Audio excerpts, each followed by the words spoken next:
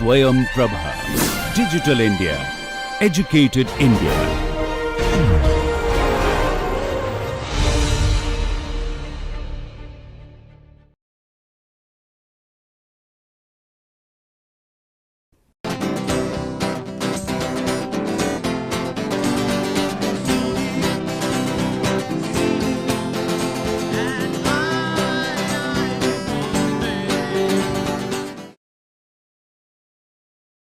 Hello and welcome to lecture number 19 of this lecture series on jet aircraft propulsion. We have been discussing about the basic cycles of jet engines, and during the last few lectures we have also initiated discussion on various components of a jet engine, and we have already discussed about axial flow compressors. In the last lecture we had some discussion on centrifugal compressors. And in today's lecture, we are going to continue our discussion on centrifugal compressors. We are going to basically talk about performance characteristics of centrifugal flow compressors and how we can analyze centrifugal compressors. And we will also be discussing a little bit on the various instabilities that affect the performance of centrifugal compressors. Basically, the mechanisms that we have already discussed for axial compressors very much are valid for this as well. But we will take a look at these mechanisms once again. Subsequent to that, we will also have some time for solving a couple of problems related to centrifugal compressors, which means that today we are going to have part of the lecture devoted towards discussion on performance characteristics, and subsequently we will also have some discussion on solving problems on centrifugal compressors. So, let us begin our discussion on performance characteristics. And if you recall, during our discussion on axial compressors, what we had realized is that the performance of axial compressors very much is a function of variety of other parameters, that is the exit or the delivery stagnation pressure or the pressure ratio and the efficiency are functions of a host of other parameters like the rotational speed, the geometric parameters and so on, and of course the mass flow rate. So, in centrifugal compressors too, the performance is very much dependent on these parameters, which means that the performance characteristics would be at least the parameters that are used in evaluating the performance characteristics are identical to what is used in axial compressors. We would basically be looking at the stagnation pressure ratio across the compressor or developed by the compressor as a function of mass flow rate for different rotational speeds. At the same time, we will also be looking at efficiency versus mass flow rate at different speeds, and that would give us an idea of the performance map of centrifugal flow compressors. This is pretty much what we had done for axial compressors as well. So, let us take a look at what we had discussed during axial compressors. We will discuss that in brief with regard to centrifugal flow compressors. Now, in the performance characteristics, I think the derivation of performance characteristics is exactly identical to what we had discussed for axial compressors, and we would basically be looking at the dependence of pressure ratio and efficiency on mass flow rates at different speeds. And what we will very soon realize is that centrifugal compressors also suffer from instability problems like surge and rotating stall. So, that we will also take up for discussion after we talk about the performance characteristics. So, for an centrifugal compressor, the outlet pressure, that is P02, and the isentropic efficiency depend upon several physical variables, which is what we had discussed for axial compressors as well. Let me just quickly discuss that once again. So, P02 and efficiency are functions of mass flow rate, and the inlet stagnation pressure, that is P01, inlet stagnation temperature, then the rotational speed or the angular velocity omega, the ratio of specific heats gamma, the gas constant R, then the viscosity nu, the design of the compressor itself, and the diameter d. So, these parameters, if we were to carry out a dimensional analysis, then we can reduce these set of variables to a set of non-dimensional parameters, and these are basically the pressure ratio P02 by P01 and efficiency as functions of mass flow rate, which has been non-dimensionalized, m dot into square root of gamma r T01 divided by P01 d square, and omega d by square root of gamma r T01 omega d square by nu gamma and design. This of course reduces to what is written here, that is pressure ratio and efficiency can basically be expressed as functions of m dot into root T01 by P01 and n by root T01. This is because for a given compressor the diameter does not really change, and so omega d is n and gamma and r are fixed. So, based on that we can reduce this set of non-dimensional parameters for a given design to P02 by P01 and efficiency as functions of m dot root T01 by P01 and n by root T01. This we will further reduce, and this is basically processed in terms of standard day pressure and temperature. That is, the temperature is taken with reference to temperature on a standard day, and pressure is taken as the ratio of pressure between that as compared to that of a standard day stagnation pressure. So, P02 by P01 and efficiency would become functions of m dot root theta by delta, where theta is T01 by T01 standard day, and n by root theta, where theta is basically the temperature ratios and delta is the pressure ratio P01 by P01 standard day. And here the standard day temperature and pressure are T01 standard day is usually taken as 288.15 and P01 standard day as 101.325 kilopascals. So, I think if you recall our discussion for axial compressors, this is exactly what we had done for axial compressors as well, that we can express the pressure ratio and efficiency, which are the performance parameters which we are interested in terms of certain parameters which we can associate with the compressor, that is mass flow rate and temperature and the speed. So, pressure ratio and efficiency expressed as functions of m dot root T01 or m dot root theta by delta and n divided by root theta. So, a performance map or performance characteristic would involve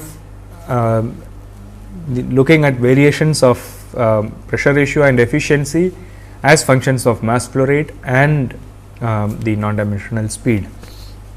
And then what we will see very soon is that the performance characteristics are limited by two extreme operations at a given speed. One limiting factor occurs on towards the left hand side of the performance curve, that is known as the surge limit, and on the right hand side the performance is limited by maximum mass flow rate, and that is known as the choking. So, these two parameters or these two phenomenon restrict the operation of centrifugal compressors to a certain band within which the operation is stable, and outside of which obviously the operation is not desirable. So, let us take first a look at the performance characteristic at a given speed, and then subsequently we will take up the discussion for a range of speeds. So, pressure ratio versus mass flow rate for a given speed. Let us take a look at what happens as we change mass flow rate, what happens to the pressure ratio, and basically theoretically what is it that should happen as we change this. So, if you look at mass flow variation of pressure ratio as a function of mass flow rate at a given speed. So, this line, this curve that is shown here indicates what is known as the constant speed line. So, for a given speed of rotation or rotation of the rotor, the characteristic would look like this: pressure ratio and mass flow rate. So, I have indicated a few points, salient points on this curve, and we will take up these the significance of these points in detail. So, what happens? Let us take a look at what happens at the extreme cases. At one case, and you can see it is marked as C, where we have a certain mass flow, but the pressure ratio is 0. We will take up that why that is so a little later. On the other hand, we have a certain pressure ratio, mass flow rate is 0. And what I have indicated as two distinct points are these points B and E. The point B is basically referred to as the surging limit, point E is known as the choking limit. So, let us take a look at what happens between points A and B. So, if let us say the compressor is operating at point B and then we further reduce mass flow rate. So, as the reduced mass flow rate, what should happen is that according to this curve, the pressure ratio drops. So, as the pressure ratio drops, it means that the pressure downstream, if it does not reduce corresponding to what is shown in this curve, then there is a likelihood that because the pressure downstream has not reduced as per what is shown here, there could be a reverse flow from downstream towards the upstream. And as this flow occurs, the pressure downstream would have dropped, and immediately there is a movement of mass flow from upstream towards the downstream, and this continues back and forth. And this basically occurs at a fairly high frequency, and it affects the entire annulus of the compressor. It is not a localized phenomenon, it affects the entire annulus. And we had discussed that this occurs even for an axial compressor, and that was referred to as surge for an axial compressor.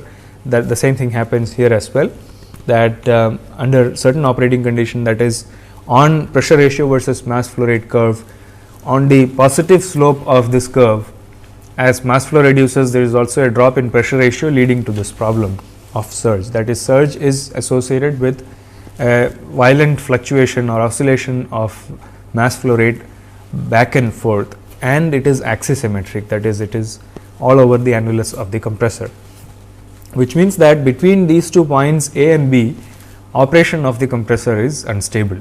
So, you would not want to operate your compressor in a range where there is a positive slope for the pressure ratio versus mass flow characteristic. On the other side of the curve, that is after the point B towards the right hand side, what happens is that as we increase mass flow, it is accompanied by a reduced pressure ratio. There is a reduction in pressure ratio, which is fine because the pressure downstream is lower than what is upstream, and so there is not issue of a backflow which is likely to happen as in this case. So, the operation of the compressor from point B onwards does not really have a restriction in terms of what happens between points A and B, but there is also a limit for operation on this curve from B onwards, that is from point B onwards. I have indicated a limit here, which is indicated by letter E, and this is known as the choking limit. So, what basically happens after this point is that as we keep increasing mass flow rate, there is a drop in pressure ratio, and then beyond a certain level, what happens is that the maximum amount of mass flow which the compressor can discharge has already taken place, and which means that no matter how much you try to increase the mass flow has reached its maximum level, and beyond that point you would not really get an increase in mass flow, but obviously if we try to do that, there could be a reduction in pressure ratio leading to loss of performance. So, there is a certain limit on the right hand side of the stable curve where the operation is supposed to be stable, but what limits is the maximum mass flow which the compressor can handle, and that is known as choking. And choking on one side of the curve limits the performance, surging limits the performance on the other side. So, these are two limiting parameters that affect the performance of centrifugal flow compressors, the same way this was affecting an axial flow compressor as well. But what we will see later is the performance characteristics of a typical centrifugal flow compressor for a variety of speeds. So, we will get to see more details of the performance characteristics a little later. So, as I mentioned, there are basically two limits which affect the performance of the compressor: operation between points A and B limited due to surge, wherein there is a sudden drop in delivery pressure and also accompanied by violent aerodynamic pulsations, and which means that operation on the positive slope of the curve is unstable. And it is observed that most of the time surging usually begins to occur in the diffuser passages, primarily because of the effect of boundary layer separation on the diffuser passages. I think when we discussed about diffusers in the last lecture, I specifically mentioned that the performance of diffusers is very sensitive to the occurrence of boundary layer separation, and therefore surge is often initiated in the diffuser passages.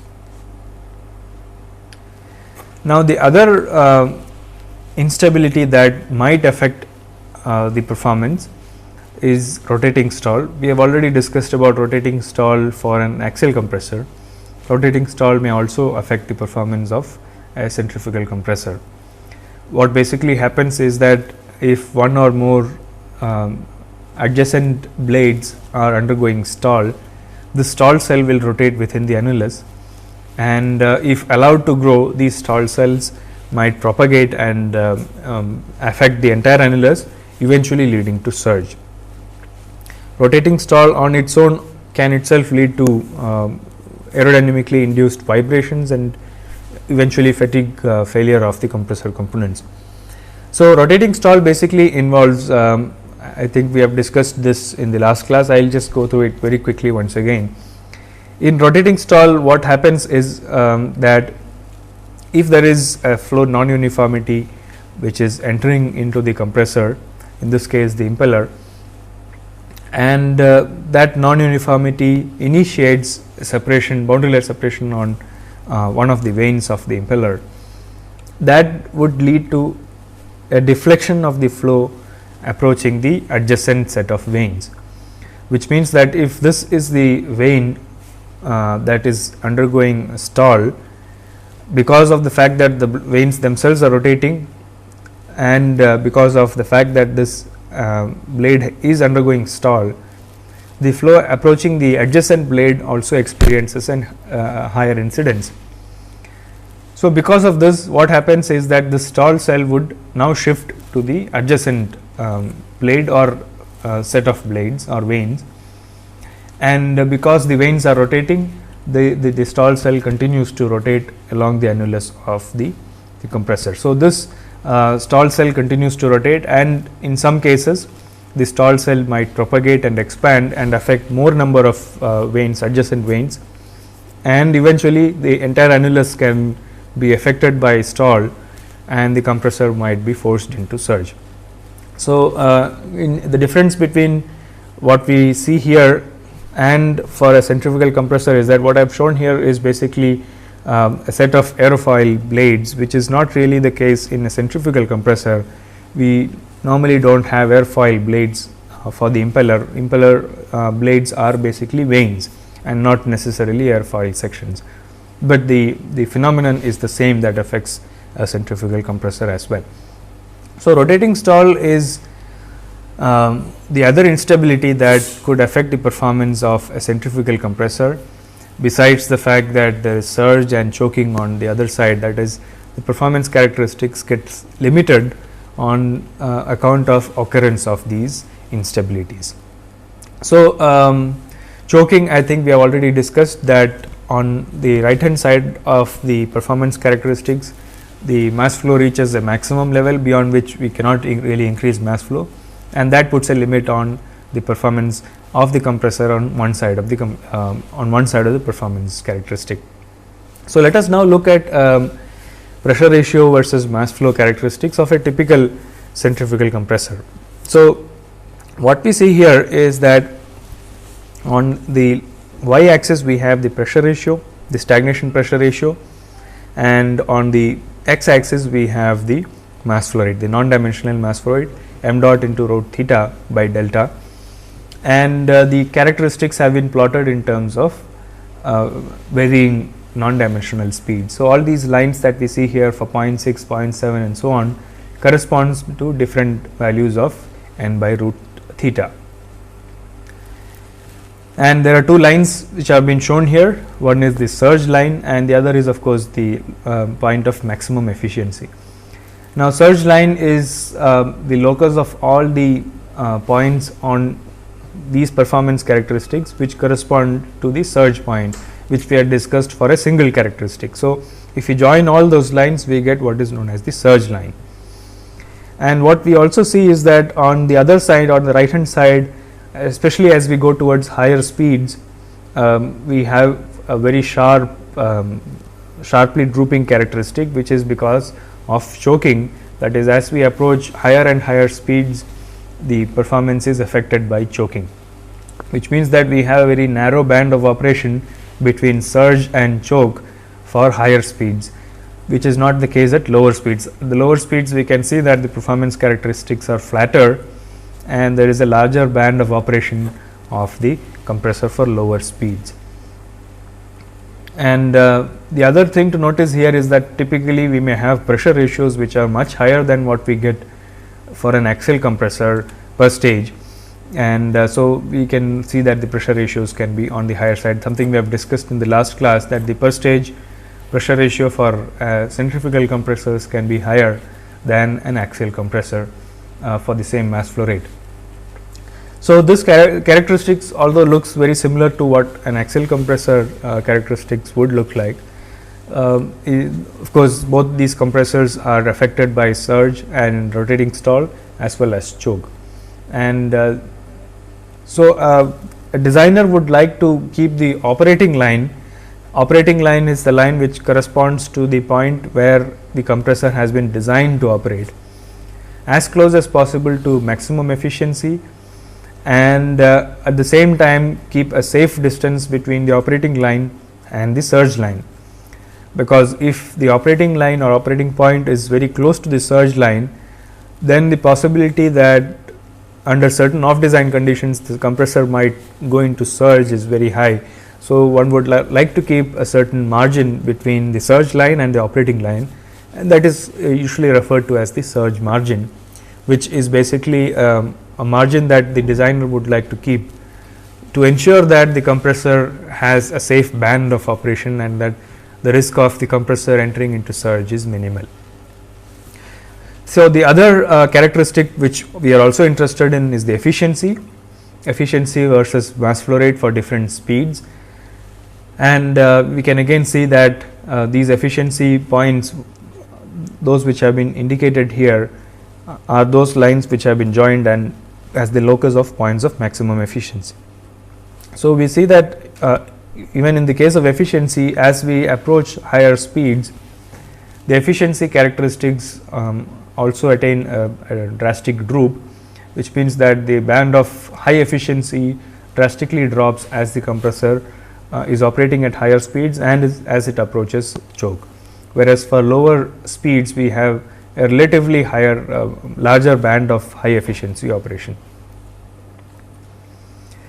So, what we have discussed so far are the performance characteristics of centrifugal compressors as well as the performance penalties which a compressor is likely to pay, especially as we change the operating range for a given speed. So, on one side it gets affected by surge, or even before that the compressor might enter into rotating stall, and also choking, which affects the performance on the other end. So, a compressor designer obviously has to keep these things in mind, especially because the compressor for an aircraft engine has to operate for a variety of speeds and range of operation, starting from takeoff to cruise and then landing. So, the range of operation for aircraft engines is substantially more than, for example, a land based power generating unit, where of course they are designed for a certain set of speeds. So, there the performance characteristics in the case of aircraft engines becomes even more significant, because the compressor is usually is likely to go through all these different stages of operations of the compressor for these speeds. So, the similarities between axial compressor performance characteristics and centrifugal compressor characteristics are quite visible, that we know that performance characteristics can be evaluated very much the same way as for an axial compressor and centrifugal compressor, but there are certain inherent differences as well between these two compressors in terms of their operation and also the mechanism of pressure rise in both these compressors. So, with this I will wind up the discussion on centrifugal compressors. We have discussed about the components of centrifugal compressor, the mechanism of pressure rise, performance characteristics, and also the instability aspects of centrifugal flow compressors. So, over the next few minutes what we will do is to quickly discuss about a few tutorial problems where I have two problems which I'll solve for you, and then a few exercise problems which you can take up and solve based on our discussion in today's lecture, as well as what we had discussed in the last lecture. So, let us take a look at the first problem that I have for you, which we shall solve. That is basically a centrifugal compressor with a given pressure ratio. Here the pressure ratio is given as 4:1.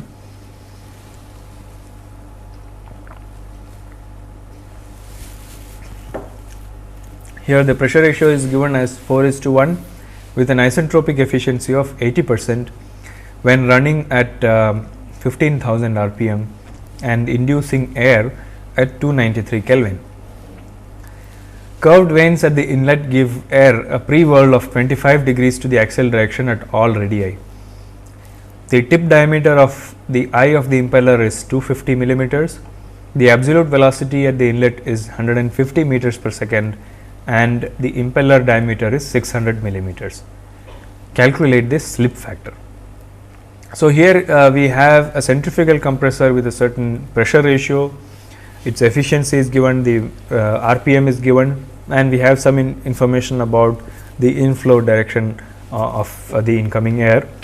Some of the geometric parameters are given, that is the impeller diameter and the axial velocity, these are specified. We are required to calculate what is the slip factor. Now, slip factor, if you recall, is the ratio of the tangential component of the absolute velocity at the outlet of the impeller, that is Cw2 divided by the rotor speed or the impeller speed at the outlet, that is U2. So, Cw2 by U2 refers to the slip factor. So, we are required to calculate this based on the data provided to us. So, as always I have mentioned, even for an axial compressor, the very first step towards solving these problems would be to draw the velocity triangles and then try to see what are the aspects of the velocity triangle which have been specified in the problem, and that is that should be the starting point for solving such problems pertaining to axial flow compressors as well as to centrifugal compressors. So, let us first take a look at what the velocity triangle should look like at the inlet, based on what information we have been specified. So, at the inlet it is given that the absolute velocity, the flow is given a pre-whirl of 25 degrees with reference to the axial direction. So, this is the axial direction, the flow enters the blade in this direction, and it is mentioned that there is a pre-whirl given, and therefore, this angle which the absolute velocity makes with the axial direction is 25 degrees. And therefore, we have the velocity triangle as given here. We have C1 at 25 degrees, U1 is the blade speed at the eye of the impeller, and therefore, U plus V is C, and that completes the velocity triangle at the inlet. And this part or this component of the absolute velocity is the whirl component or the tangential component Cw1, which is this component of C in the tangential direction, in the direction of U1. So, this is the velocity triangle at the inlet, and so based on this we can, based on the velocity and the angle specified, we could probably solve the velocity triangle here, and then we can also move towards solving the velocity triangle at the outlet. Now, it is mentioned that the stagnation pressure ratio is 4 and the inlet stagnation temperature is also specified, which means that the exit stagnation temperature can be calculated based on isentropic relations. Therefore, this temperature is basically the isentropic temperature. So, that is 293 into 4, which is the pressure ratio raised to gamma minus 1, 1.4 minus 1 by 1.4. This is 435.56 Kelvin. Therefore, the isentropic temperature rise is 435.56 minus 293, that is 142.56 Kelvin. So, this is the isentropic temperature rise. We need to calculate the actual temperature rise, which will be this temperature divided by the isentropic efficiency. Therefore, actual temperature rise is delta T naught S, which is the isentropic temperature rise divided by efficiency, that is eta C. So, that comes out to be 178.2 Kelvin. So, we can calculate the work done per unit mass, which is Cp times delta T actual, and Cp is 1.005 kilojoules per kilogram Kelvin multiplied by delta T naught, that is 178.2. Therefore, work done per unit mass by the compressor is 179 kilojoules per kilogram. So, what we have just now calculated is based on the pressure ratio and the efficiency specified. We can calculate first the actual temperature rise, which is the isentropic temperature rise, because we know the stagnation pressure ratio, and from isentropic relations we can calculate the exit stagnation temperature. T02 is T01 into pi c raised to gamma minus 1 by gamma. Subsequently, we can then calculate the actual temperature rise, which will be the isentropic temperature rise delta T naught S, that is T02 minus T01 divided by efficiency. So, that we get the actual temperature rise, and then work done per unit mass will be specific at constant pressure multiplied by the delta T naught actual, and so we get the work done by the compressor per unit mass. Now, the purpose of calculating this is that work done per unit mass is also equal to U2 times Cw2 minus U1 times Cw1, and so we know U2 and U1. Cw1 we can calculate from the velocity triangle at the inlet, therefore, we can calculate Cw2, and therefore, slip factor would be Cw2 divided by U2. So, we would be equating the work done which we have just now calculated, that is Cp times delta T naught equated to U2 Cw2 minus U1 Cw1. So, let us calculate that. So, the peripheral velocity at the tip of the eye, that is U1 is pi d n by 60, where d is the diameter at the outlet or at the tip of the eye of the impeller, which is given as 250 millimeters. So, pi into 0.25 and n is 15,000 divided by 60. So, U1 is 196.25 meters per second. Cw1 we can calculate because C1 is given as 150 and the angle is given as 25. So, C1 sin 25 is equal to Cw1. So, Cw1 we can calculate as 63.4 meters per second. Similarly, we calculate the blade speed at the tip of the impeller. U2 it would be pi into capital D n divided by 60, where capital D is the diameter of the tip of the impeller. So, pi into 0.6 into 15,000 divided by 60. So, that is 471.2 meters per second. So, this is the blade speed at the tip of the impeller. So, as I mentioned, work done is also equal to U2 Cw2 minus U1 Cw1, and we have already calculated work done per unit mass from Cp times delta T naught, which was 179 kilojoules per kilogram. So, work done 179 into 10 raised to 3 is equal to U2, which is 471.24 into Cw2 minus U1, that is 196.35 into Cw1, that is 63.4. So, from this we can calculate Cw2, which is the tangential component of the absolute velocity at the outlet of the impeller. Therefore, slip factor is basically the ratio of Cw2 and U2. Cw2 is 406.27, U2 we have calculated earlier, that is 471.24. So, we can calculate the slip factor as 0.862. So, 0.862 corresponds to the slip factor, which is basically the ratio of the whirl component of the velocity and the blade speed at the impeller outlet. So, we already discussed the significance of slip factor. It is basically as a consequence of the disappearance of the Coriolis acceleration towards the outlet of the impeller, leading to a tangential variation in the relative velocity. And so, there is a difference between the whirl component of absolute velocity and the blade speed at the outlet. If that was not there, the whirl component would basically be C2 Cw2 will basically be equal to U2 if the Coriolis acceleration were not to be considered. So, the next question that we are going to solve is the following. At the inlet of centrifugal compressor I, the relative Mach number is to be limited to 0.97. The hub to tip radius ratio of the inducer is 0.4. The I tip diameter is 20 centimeter. If the inlet velocity is axial, determine the maximum mass flow rate for a rotational speed of 29,160 rpm, and part B, the blade angle at the inducer tip for this mass flow. The inlet conditions can be taken as 101.3 kilopascals and the temperature as 288 Kelvin. So, here what is mentioned is that the relative Mach number has to be limited to 0.97, and we have been given some geometric details like hub to tip ratio of the inducer as 0.4, the tip diameter at the eye is 20 centimeters, and also the rotational speed of 29,160 rpm. So, given these conditions and parameters, we need to find the maximum mass flow rate.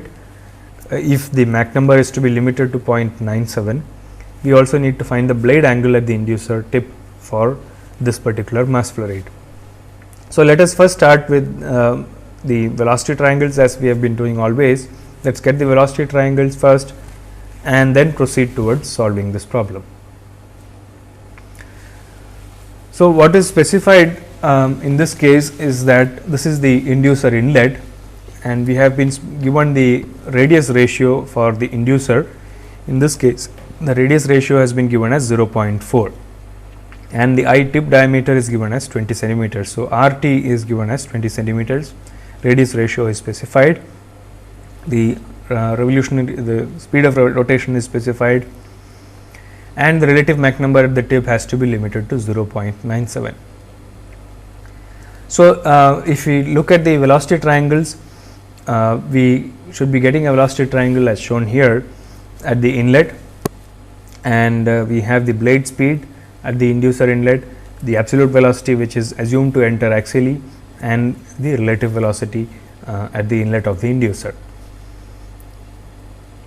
So, in this case, the rotational speed is given, the tip diameter of the inducer is given as 20 centimeters, and therefore, we can calculate the blade speed u1, which is pi into dn divided by 60, which is pi into 0.2 into 29,160 divided by 60, where 29,160 is the speed of rotation in rpm. So, we get the blade speed as 305.36 meters per second, and from the velocity triangle which I have just shown, we can see that the relative Mach number, which is the ratio of the relative speed to speed of sound at the inlet, that is V1 divided by square root of gamma RT1, which is basically equal to square root of C1 square plus U1 square. So, V1 square is the ratio of these two, square root of U1 square plus C1 square divided by square root of gamma RT1. Now, at the inlet we have the stagnation temperature, which is given as 288 Kelvin, and so T1 is basically T01 minus C1 square by 2 Cp, where T01 is 288, C1 is not known, and the specific heat at constant pressure is 1005 joules per kilogram Kelvin. Therefore, we get C1 square by 2010. So, relative Mach number is equal to square root of C1 square plus U1 square, where U1 we have just now calculated 305.36, divided by square root of gamma R, and we will replace T1 by T01 minus C1 square by 2 Cp, and relative Mach number we know the limit, which is 0.97. So, we substitute for m relative as 0.97, and therefore, we get 0.97 square is equal to C1 square plus 305.63 square divided by this gamma R times 288, that is 115718.4 minus 0.2 C1 square. So, if you simplify this, we can calculate what C1 should be. C1 comes out to be 114 0.62 meters per second. So, the absolute velocity at the inlet of the inducer is 114.62 meters per second. So, having calculated that, we can now calculate T1 at the inlet, that is static temperature at the inlet, because we need to calculate density, because that will be required for calculating the mass flow rate. So, T1 is equal to T01 minus C1 square by 2 Cp, and if we substitute for these values here, we get T1 as 281.464 Kelvin. And from isentropic relations, we also have P01 by P1 is equal to T01 by T1 raised to gamma by gamma minus 1. P01 is given, T01 is known, T1 we have just now calculated. So, if you substitute all these three values, we can simplify and calculate P1, which is static temperature at the inlet, and that comes to be 93.48 kilopascals. So, if you substitute for P1 and T1, we can calculate density at the inlet. This is 1.157 kilograms per meter cube. Now, the other aspect we need to calculate is the annulus area. For mass flow rate, we need the speed, axial velocity, which we have calculated as C1, then density we have just now calculated. The next thing is the annulus area.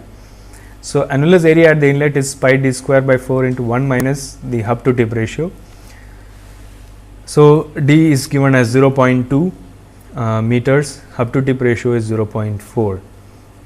So, if you substitute for d and hub to tip ratio, we get the area A1 as 0.0264 meter square. So, this is the annulus area at the inlet, and since the inlet flow is axial, the axial velocity and the absolute velocity are the same. So, mass flow rate is rho times rho 1 A1 C1. We have calculated all the three now. So, rho 1 is 1.157, A1 is 0.0264 and C1 is 114.62. So, the mass flow rate can be calculated as 3.5 kilograms per second. The other parameter to be calculated is blade angle at the tip of the eye, which is beta 1. So, tan beta 1 from the velocity triangle is C1 by U1. If you substitute for both these, we can calculate beta 1 as 20.57 degrees. So, this is the blade angle at the tip of the inducer. So, in this problem what we have done is, this was a problem which was concerning just the inducer.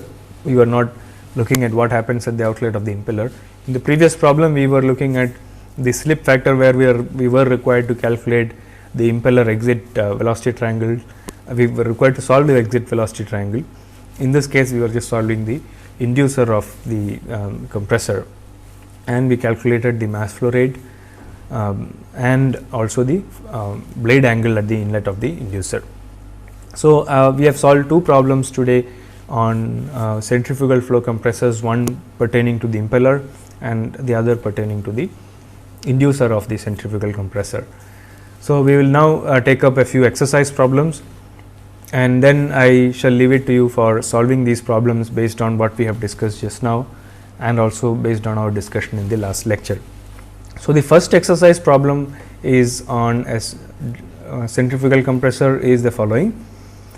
The design mass flow rate of a centrifugal compressor is 7.5 kg per second with an inlet stagnation temperature of 300 Kelvin and a pressure of 100 kilopascals.